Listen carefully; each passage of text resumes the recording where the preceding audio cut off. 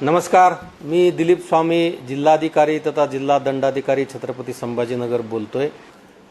सद्यस्थितीमध्ये फार मोठ्या प्रमाणामध्ये जिल्ह्यामध्ये वृष्टी झालेली आहे, पाऊस चांगला झालेला आहे, म्हणून शेतकरी बांधव काही ठिकाणी पेरणीची घाई करत असल्याचं निदर्शनास आलेलं आहे।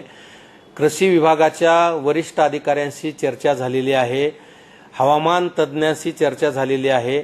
हा जो पाऊस आहे हा मान्सूनचा पाऊस नाही आहे आणि हवामान खात्याने जो अंदाज वर्तवलेला आहे त्यामध्ये आता 27 मे नंतर 5-6 जून पर्यंत कोरडा हवामान असणार आहे, पाऊस त्यामध्ये नसणार आहे आणि त्यामुळे आता जर आपण पेरणीची घाई केली तर नुकसान होण्याची शक्यता नाकारता येत नाही। त्यामुळे जिल्ह्यातील तमाम शेतकरी बांधवांना कृषी विभागामार्फत आणि आमच्यातर्फे विनम्र आव्हान आहे की आपण आताच पेरणीची घाई करू नका। मान्सून आता राज्यात आलेला आहे, तो आपल्या जिल्ह्यामध्ये येऊ द्या, 1-2 चांगल्या पद्धतीचे मान्सूनचे पाऊस पडू द्या आणि त्यानंतर जेव्हा मृदा ही पूर्णपणे पेरणीसाठी सक्षम होईल त्यावेळेसच आपण कृपया पेरणी करावी।